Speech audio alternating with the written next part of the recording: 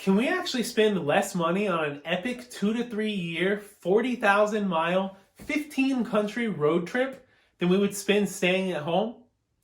Now, that question might sound absolutely crazy to you, but come here. Let me show you something real quick. Stay or go. I've been crunching the numbers, and our costs to stay are actually significantly higher than our costs to go. And I'm going to be covering in this video exactly how that works out. But first, I need to mention a couple things so we're on the same page. First of all, our income is not going to change. It might go up, but we're both going to be working on the road remotely. So that's a factor that is a non-factor. Secondly, I'm only going to be covering in this video things that are going to change in our expenditure on the road versus if we were to stay in a fixed location. And with that being said, first and foremost, we have our rent or mortgage.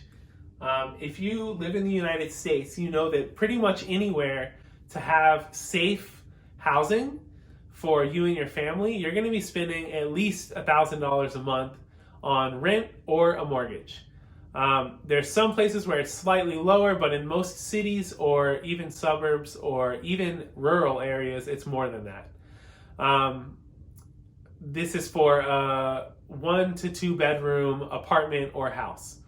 $1,000 is pretty conservative number, and in my opinion, maybe that's a different number for you, but that's what we would be spending. And on the road, we are looking more at like $300 a month maximum. So that's a $700 difference every month.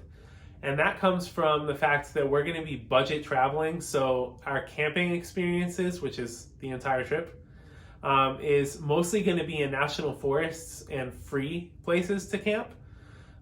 Occasionally we'll get a nicer campground that costs a little bit of money, and occasionally we might get an Airbnb or a hotel, but usually we're going to be staying for free in the car.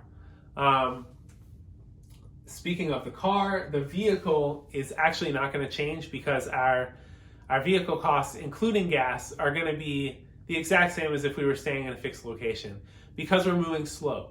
So we have about 40,000 miles over 2 to 3 years, and that's pretty much what we put on a car when we stay in a fixed location, just running errands around town and going on day trips or weekend trips.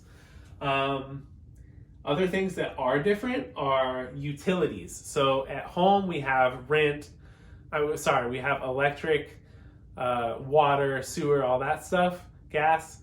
That I estimated a conservative number at about $350 a month. That'll go to zero in the car because we're going to be having a solar setup for all of our needs.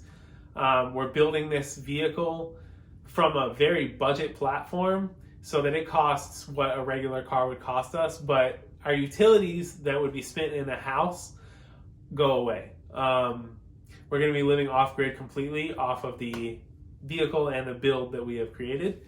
Wi-Fi and cell is not going to change, but one more big thing that is going to change is our food and other necessities, other expendables. Our food costs will go down substantially because costs of food in the US are astronomical. And not just that, but we also, when we're staying in one location and not going out and not busy, we eat a lot more. So being in Central and South America, or at least south of the US border, we're going to be spending a lot less on food. So I estimated about $300 a month because we'll be cooking almost every meal, and if we do eat out, it'll be at cheaper places. But $300 a month versus I estimated $700 a month that we spend now, and that's a conservative estimate as well. We probably spend more than that. So all in all, we're going to be saving a good deal of money on our trip, and on top of the savings, we get to travel 15 or so countries and go slow for 2 to 3 years in the wilderness, in cities we've never been to before, countries we've never been to before, meet people we've never met before. And this is basically my wife's dream, and the road trip part is my dream. So combine those, and our daughter is super excited about this as well. We are all together super excited to be driving dreams, and I hope you all will consider coming along with us. Go ahead and subscribe to the channel below and turn on notifications. We'll be keeping you updated along the entire trip, from the build of the vehicle to taking off to the entire process and everything we do along the way. We'll be driving dreams, and we'll be doing it on the Pan American Highway.